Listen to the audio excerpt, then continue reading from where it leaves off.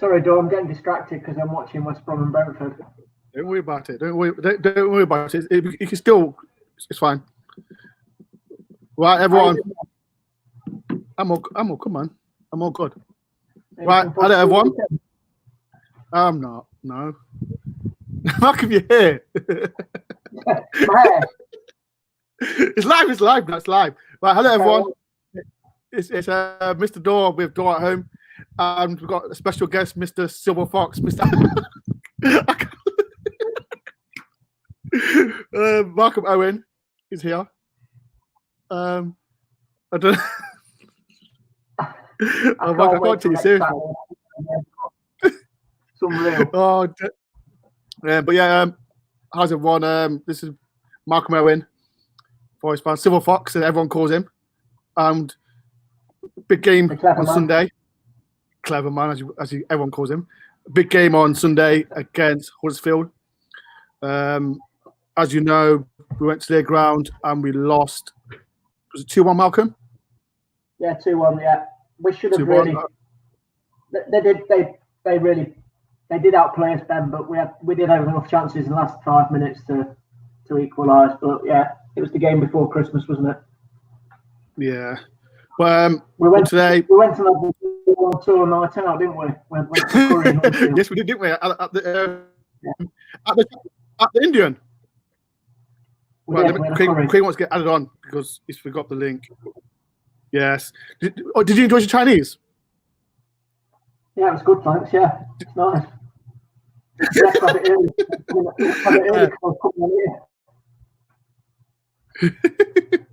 Well, let me send this link to Craig because he. Yeah, it's good, thanks. Yeah, it's nice.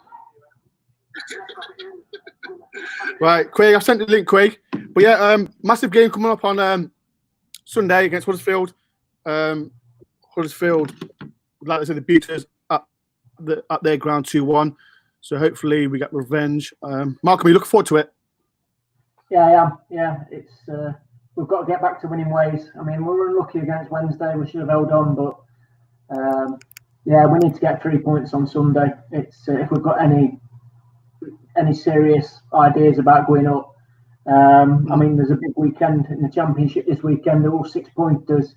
I think we're the only ones who aren't playing anybody around us. So, yeah, we've got to go up. And I mean, last time we played them at City Ground, they went up. Did they go up as champions or second? Ben, went up as champions, didn't they? And we beat them. Yeah, they came out 2-0. Yeah, champions. Yeah, we beat 2-0. That was wasn't that Martin O'Neill's first game? No, I don't think it was. It was probably some of the other 55 managers we've had that season. Oh, days. Yeah, Chris is struggling to get on, Malcolm. I don't know why he's struggling to get on. I was struggling to get on last week, so. Oh, yeah. It's his turn this week. Oh, my God. But yeah. Did you like my headphones, Malcolm? I'm a bomb-off guy. But, I thought they were part of your hair, Ben. Sorry. I thought you had Princess Leia hair buns. I thought your friend was getting that long that you'd actually just plaited it around your ears. Wait, people. Right, do you think Malcolm? Well, we've got 11 people on here. Do you think Malcolm should show his hair before we start? Because I've showed my hair, and Malcolm should show his hair. I tell you what, you're really looking. Not only will I show it, I'll brush it so it goes into a right afro. But yeah, tough game on Saturday, Sunday against Huddersfield at home. Without who likes no. Who do you think should Marcus leave his hat off? Come on. But tough game against Huddersfield on Sunday. We beat them 2-0 last time. I think last time we played them at City Ground. Yeah. But we lost 2-1. We was poor that day, weren't we, Malcolm? Yeah, they broke the game up a lot, complaining that we were physical or we were over physical, and I don't actually think we were that day. In fact, isn't that the only game that Samba South played for us where we've lost? Yeah. But they were very physical that day, and I was a bit disappointed with Danny Cowley. I like Danny Cowley. I think he's a good guy, but I think his tactics that day, they really did frustrate me. But fair play to them, they got the win, so that's what they needed at the time. So it's a tough league. And, Cowley, I think he reminds me of Neil Warnock. Plays third there. Same time, he got a result. So, plays within the rules. Pardon? He plays within the rules. So, I mean, exactly. You know, exactly. When I was coaching, we would tell players to, you know, learn how to break the game up if they were under the cosh, learn how to kill the game off. So it's good. It's good tactics. It's just as an opposition fan, it was really frustrating. And you know, but like I said, in the last 5 minutes, we had enough chances to do more. So yeah, I think was it Matty Cash who had a? Yeah, Matty Cash had the header, and obviously was a scored. But Matty Cash, he didn't have the header, did he? He had a break down the right hand side, and Joe Lolly had a good game that day as well, if I remember rightly. So. Against his old team, but I tell you what, he did a bit that day. The atmosphere there, that was the best ground I've been to this season for atmosphere. Their fans were really behind them. You know, I know people say it's a rugby town and everything, but they really got behind them. I was well impressed. It was loud. So I was reading today some of Limucci. It was loud. It was loud that day. Wasn't really? It was loud. It was intimidating. It was great. It was good atmosphere. I liked it. Right, here's the other bell end. Malcolm, here he is. Boys. Pricey. How you doing? Hello. All right, mate. I'll tell you what, Craig. I can't wait for next Saturday, Craig. Can't wait for next Saturday. Tell me about it. I can't wait for you to get your hands through this, mate. So Malcolm, Craig, we were just talking about when Forest went to Huddersfield this season, we lost 2-1.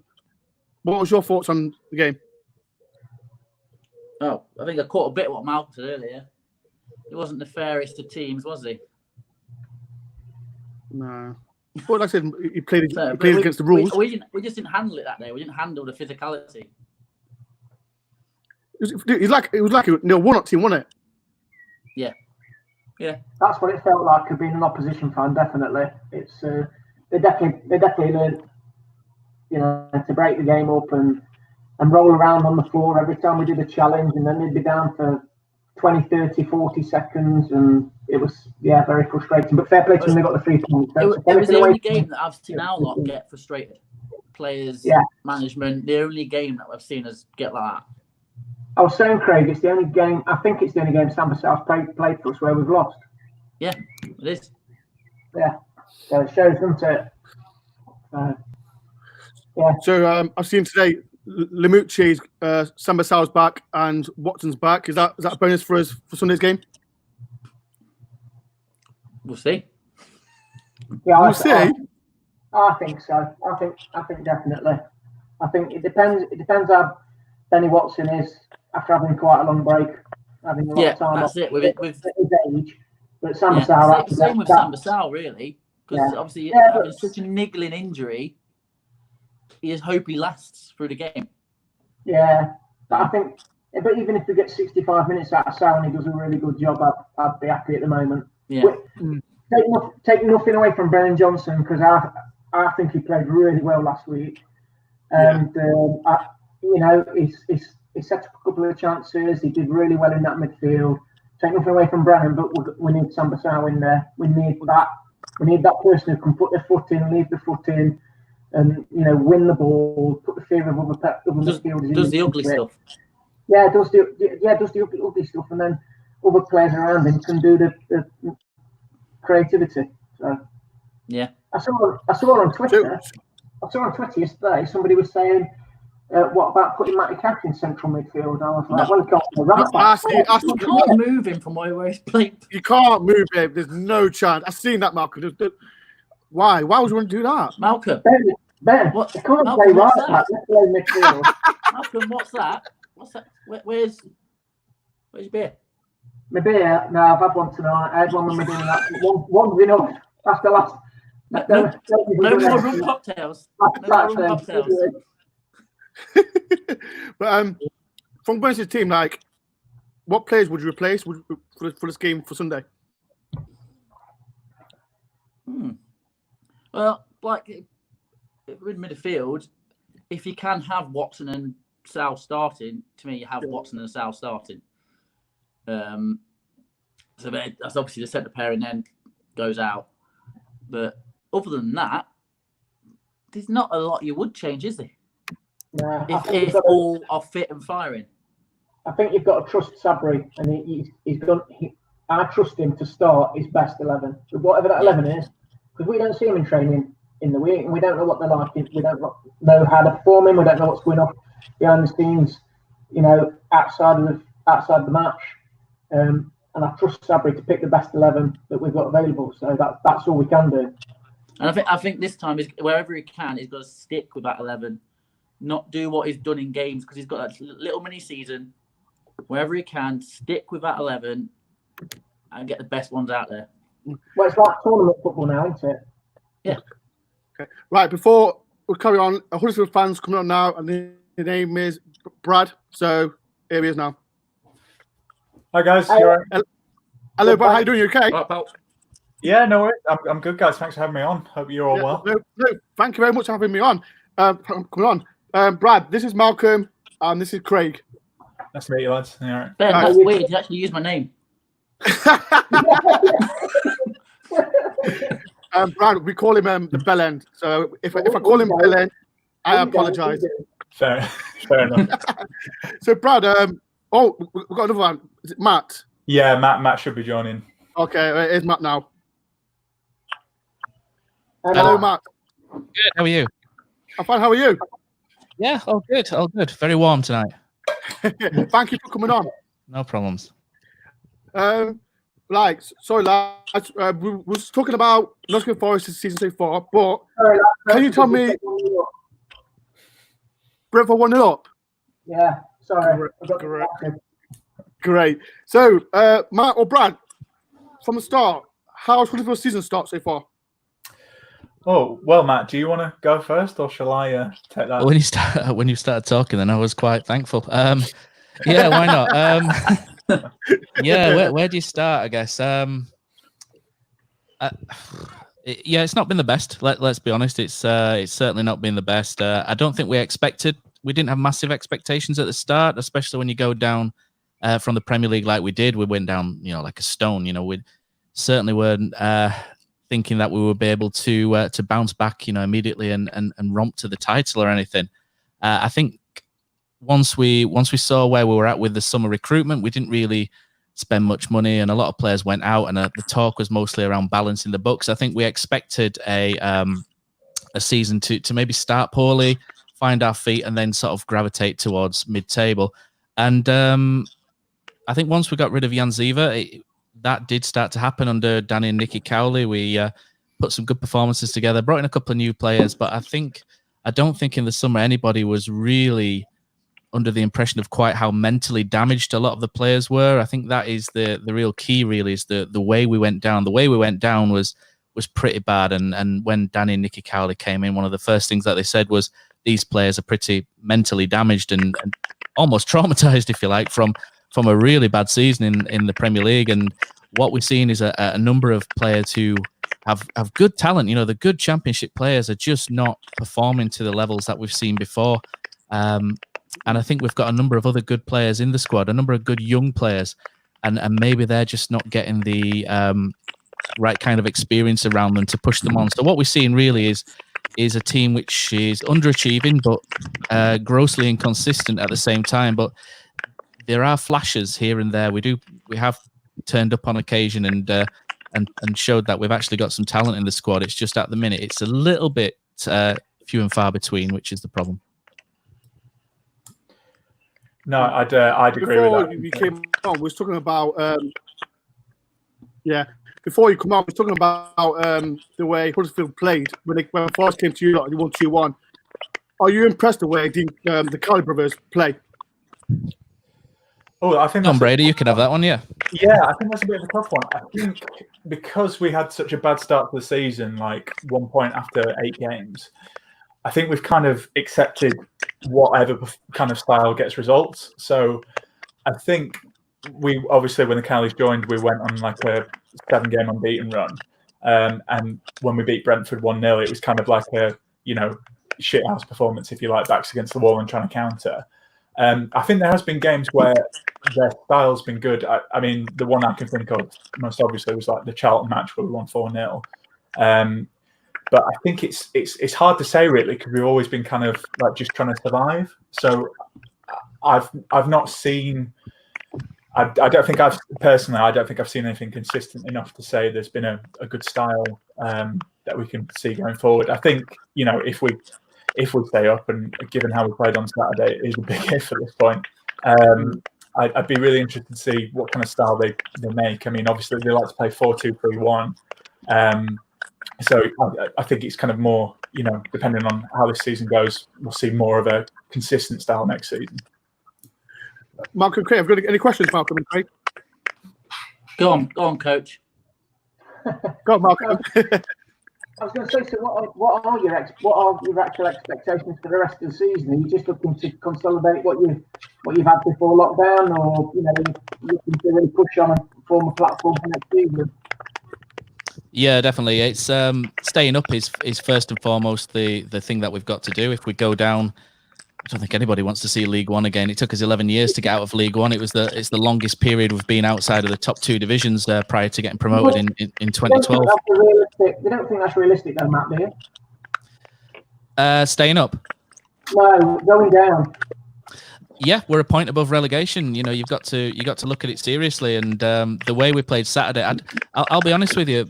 Throughout the season, I've always been a little bit blasé about the possibility of going down, even after 1 point after 9 games. It's like, no, we're fine. We've got players like Steve Mounier, Acuna, O'Brien, Jonathan Hogg, Schindler's Player of the Year twice in the Premier League. We'll be fine. And then Wigan turned up and made us look a bit daft. Really, Wigan were really good on the day. Fair play to Wigan. They deservedly beat us, and we were all over the place. Really, it was a bit of a worrying performance, and maybe there has been a bit of an overreaction, but I think it's brought home to us that relegation actually is a very real possibility if we don't switch on, and I think the key really is to switch on, make sure we see this out, and then if we're okay with a couple of games left, then create a platform to next season. There definitely are some good players there. I think it's just a case of getting the right players around them. But again, going into the summer and the way things have been financially for all football teams, I think we'll be very lucky to keep hold of some of the better players that we've got, which will be the real test. But if we can get some money for it, then who knows how? It just depends on how it's reinvested. But stay up, priority 1, platform, priority number 2. And just touching on what Matt said, I think it's been one of those seasons where it's a bit like Stoke, really. We think we're going to pull away, and then we just don't. So I think, it's like I say, Wigan was really concerning, and given our former manager David Wagner, when they came back with Schalke, how they've sunk like a stone and not won, I think that's also made us a little bit worried as well. Great. Yeah, well, I'm just going to ask a bit of a different one, but from an opposition standpoint, what do you guys make of Forest season so far? Like from an outsider's sort of. As a club or just the team this season? Well, a bit of both. Just the way they've progressed under Sabri, kind of thing. I think from the outside looking in, I think the ownership's always been the key thing for Forest. You seem to have gone through quite a few owners, and then the guy's coming from Olympiacos, didn't he? The new guy, yeah. And I think he struck gold a little bit with Lamucci in the same way that we did with David Wagner in a lot of ways. I think you've stumbled, well, maybe not stumbled upon's probably harsh, but you've got in a manager who seems to fit the club. He seems a decent guy as well, and I think he's possibly overachieving a little bit given a couple of sort of players maybe. I think, but then again, my thoughts on the Championship this season is, and not to annoy you guys too much, but it's a bit of a weaker league at the top than what it's maybe been in previous years. There's not, say, a Wolverhampton like when Wolves walks through. Brighton and Newcastle, when we got promoted, Newcastle had a £109 million wage bill. There's no one quite like that. So I think the standard at the top end is probably plateaued a little bit, which has allowed you guys to come up. And I think you guys seem like you've got a good team spirit together. You seem like you've a good system, a good style of playing, which works for you guys. And I think it's been good. It's been good for you guys to be up there this year, and you're fully deserving of being in the top 6. But I think from the outside looking in, I think when you sort of think of Nottingham Forest, you kind of think boardroom issues. I think that's the main thing you think. But yeah, it looks like it's come together this year, and fair play to you guys. There's players as well who maybe in the past have maybe not done it. We look at Joe Lolly with us. Joe I think he was very unlucky with us, to be honest. He had a lot of injury issues when we signed him from Kidderminster. I think a lot of people wanted to throw him into the team, but when he came and he trained professionally for the first time, he ended up with shin splints and a lot of issues with his shins, and the club had to retrain him how to run, and essentially worked on his running style and got him running differently. And then he seemed to get a number of injuries, and then David Wagner came in, and he's very much a full throttle football. Like Jurgen Klopp calls it rock and roll football, doesn't he? And it was very much 100 miles an hour, press. And Joe Lolly just couldn't get fit enough to get a concerted run of games to get in the side. And it's not really through any fault of his own that he couldn't get in. It was just circumstance meant that Joe was all of a sudden on the sidelines and available. So I'm really pleased for him, because he's a really nice lad as well. So I'm really pleased that he's doing well with you guys. And there's players like Joe, maybe Amiobi, who tailed off at some point in his career and seems to have come back good. Ben Watson, people probably thought he was maybe finished, but he's having a good season by all accounts for you guys. And I've got a cousin who's a Rangers fan, and he tells me Worrell was terrible when he was at Rangers, but he's having a great season as well. So it just seems like it's similar to us in that a lot of pieces are coming together really well for you guys. And I think, to sum up Nottingham Forest, you seem to be better than the sum of your parts, and I think that goes down a lot to the manager and how much he's getting out of the players he's got. And Lewis Graben's a good player to have at level. I think he leads the line really well. So I think you guys are quite well set. You've got good experience, and you've got players with point to prove as well. So I think you'll be dangerous in the playoffs, definitely, for sure. So as you know, we've got Diakhaby from Huddersfield. He's not done it. Can we give him back?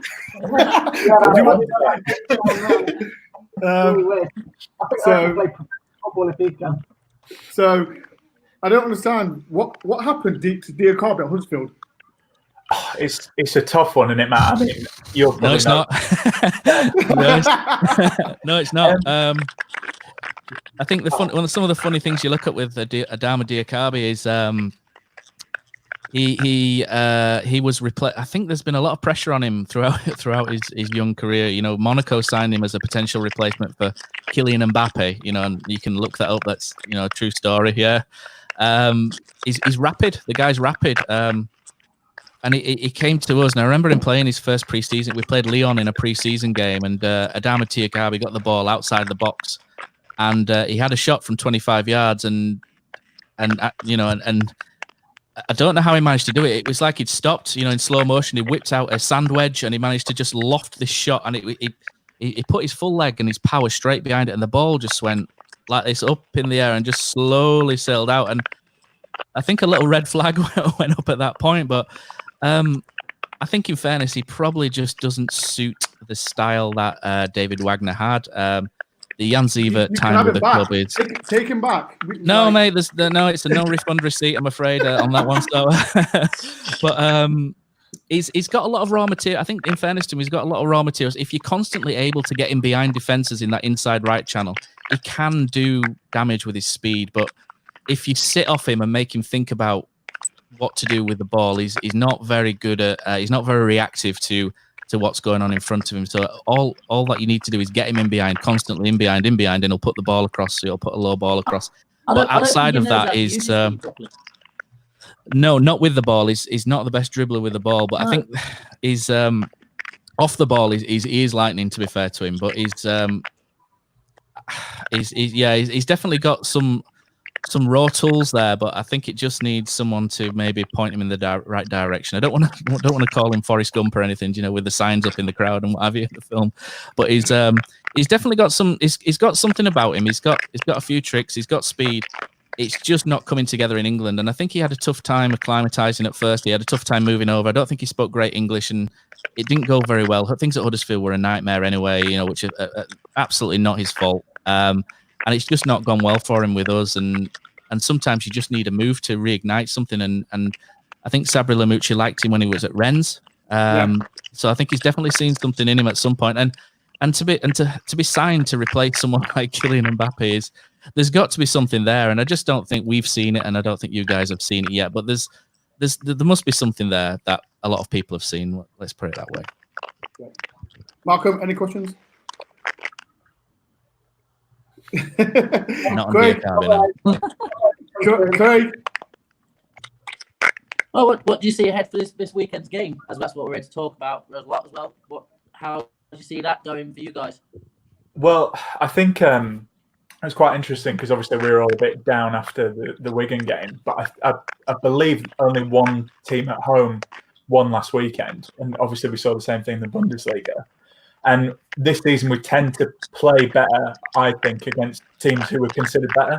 So like yourselves, like Brentford, maybe not Leeds, but we won't talk about that. But so I think I feel weirdly a bit more confident about this Forest game than I probably did about Wigan, because when the pressure's off, we seem to do better under the Cowleys generally, I think. So I think it really depends on who gets the first goal. I think if we get the first goal, I can kind of see us clinging on and maybe winning or getting a draw. But I think if you guys score, I think it would be difficult for us. I don't know what you think, Matt.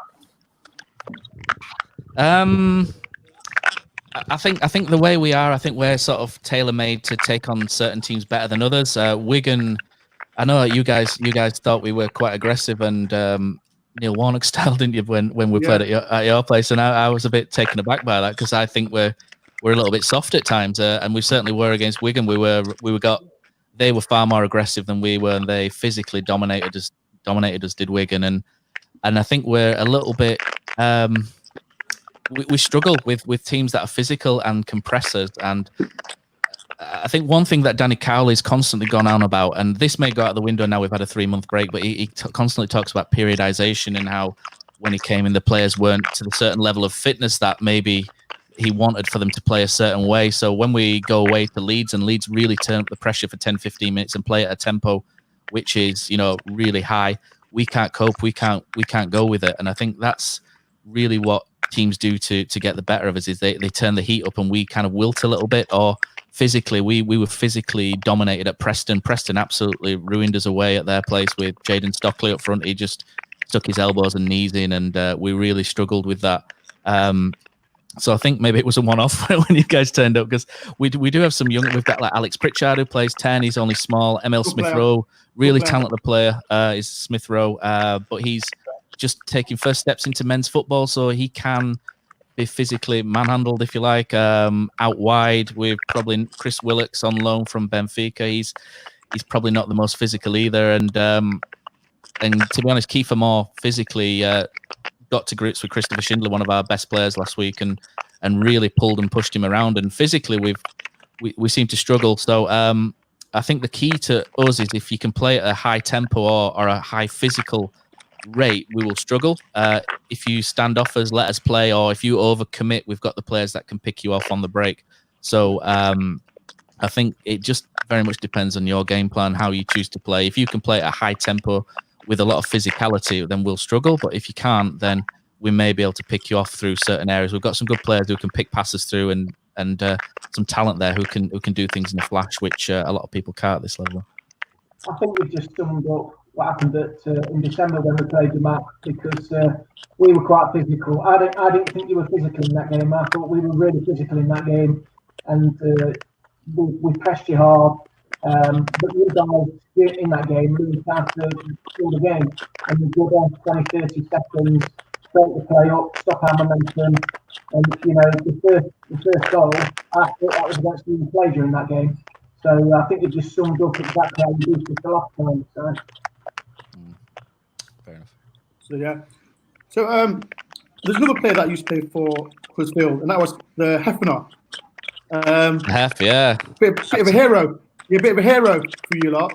Yeah, we've just done a podcast episode with him about a month ago. He was amazing.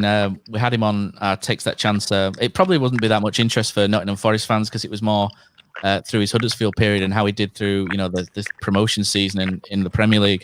But yeah, Michael Hefele was fantastic for us. It's a real shame that he's not done it with you guys. He's an absolute hero to us all. He's such a brilliant personality, such a great guy, and him in the dressing room and on the pitch, it was such a massive part of everything that we did. I can't speak highly enough of him.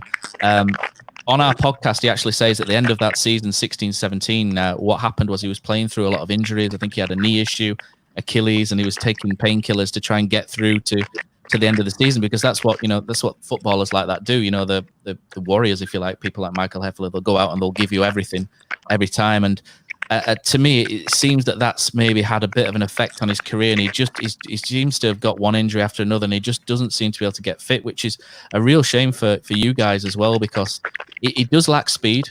For a centre back, he's not the quickest on the turn, never was. But in the air, strength and his character, he's an exceptional, or he was an exceptional defender for us, and it's a real shame that he's not really been able to show that for you guys, because I think you guys would really love him if he managed to get himself fit and in the side. He's definitely a cool hero. With Hefele. He's definitely a cool hero. The Forest fans love him. It's just we have got better central defence now, as you say. Unfortunately, when he gets an injury, he tends to carry it for a while. So, but he's a great guy, and his character is amazing. Yeah, he is. Yeah.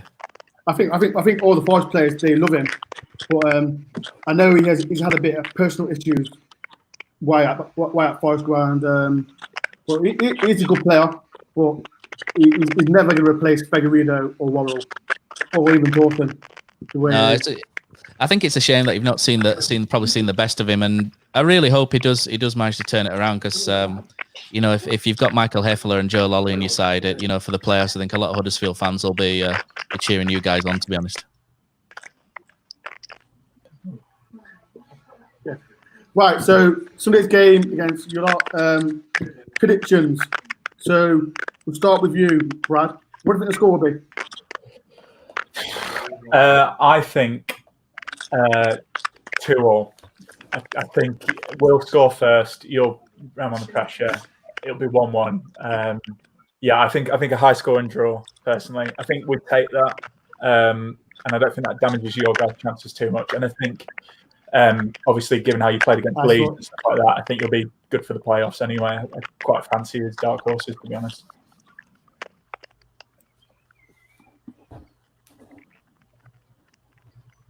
Okay. Craig, what do you think the score will be? I'm going to go with a typical Sabri 1-0. That's the way Sabri likes to do it. And yeah, I'm just going to stick with that. I think we're not free scoring. We never have really been this season. That's been our problem. Has been the creativity side of it. But if we can get Sal and Watson back in that middle, anywhere near 100%, I think we need to nick one just to solidify our place. But I think we'll just nick it 1-0. Matt?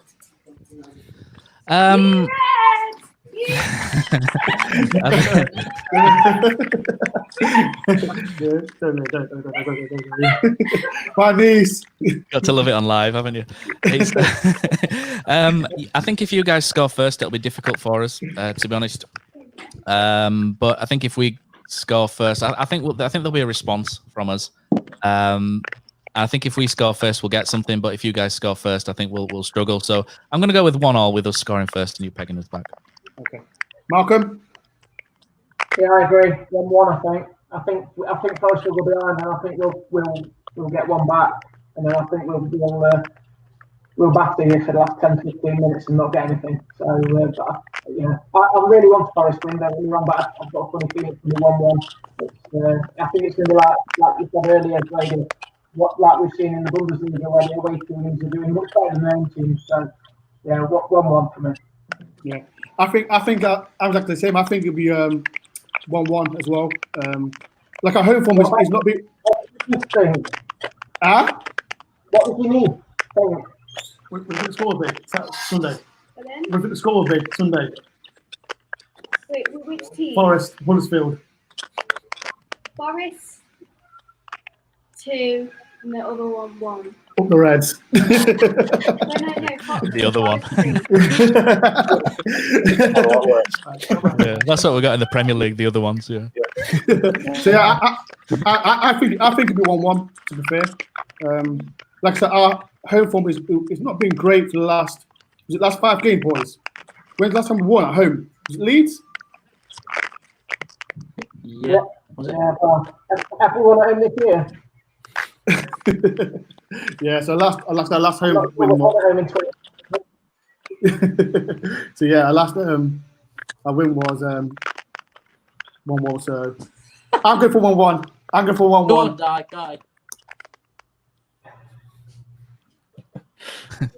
Sorry, my brother, I'll give my hat.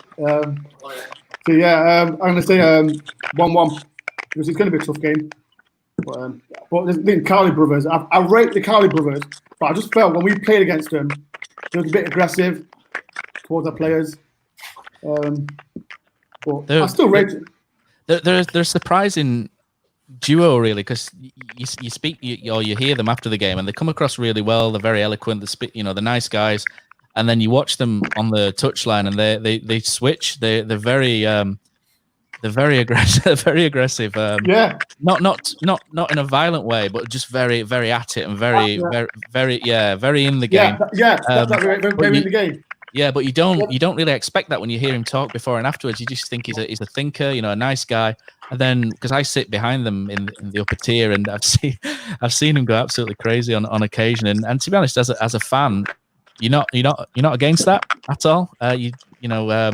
We've had some managers who tend to lean on the side of the dugout a bit, and there's nothing worse than managers leaning on the side of the dugout and not looking like they really care what's going on in the field. So I'm all for it, but they do get up to some games down there as well, which is quite surprising. But as you guys I think found out last time when you came, it kicked off a bit towards the tunnel, but it's all fun and game. You're the only team that seems to have got under our players and management skin all season. I think you're the only side that we've got under the skin of as well, yeah. Yeah, it's if that's what it takes to stay up, I think we'll take it every day, even if it means losing friends. But it's all about trying to stay in the division, and hopefully next year we'll see a bit more progression into a style, because I think at the minute the Cowleys are quite reactive managers. They tend to sort of sit and see what's happening in the first 10-15 minutes of the game and then react to what's going on the field. But the danger of that often can be that we've been blasted out of the game inside the first 15-20 minutes a couple of times. Preston away, I've already mentioned, Bristol City away, Leeds away. We concede quite a lot of goals early doors if we're not quite switched on. So I think that's probably a window for you guys, is that first sort of 15 minutes. And if we're sort of loitering a little bit, looking a bit pensive and trying to work out what to do, I think that's where we can be a bit weak. But if we get past that and we work out what we're doing, then we can be quite strong. But yeah, it's the first 15-20 is there. I've just done your manager's scouting for him, so there we go. Well, yeah, you know what? Thank you very much, Matt and Bradley, for taking your time and coming on the channel. We do really appreciate it. Yeah, no problems. But yeah, thank you everyone for watching for this. But hopefully a big Forest win on Sunday, and Forest will stay up. I think, like I said, you've got a good coach, good managers in the Cowley brothers. Like I did rate them at Lincoln, but coming to Huddersfield, I think you see a different side of them, to be fair. Yeah. But, definitely out of the comfort zone, yeah, 100%. Yeah, really. But yeah, but like I said, thank you very much. Markham, what's the Brentford score? It's 1-0 to Brentford after 43 minutes. And to be honest, they're all over West Brom. They're absolutely all over them. So. Okay. But yeah, but you've Good luck to Huddersfield. Good luck to Terry List for the rest of the season, lads. It's always a great Cheers, away guys. game, so- Likewise, yeah. Yeah, Yeah, no, good. Likewise. Yeah. thanks Yeah, very good much, guys. Good luck with the rest of the season after Sunday, of course. Absolutely. Cheers, thanks, Yeah. David. Thanks, guys. Cheers, See you bye. later. All the Thank best. you very much. All the best, lads. Cheers.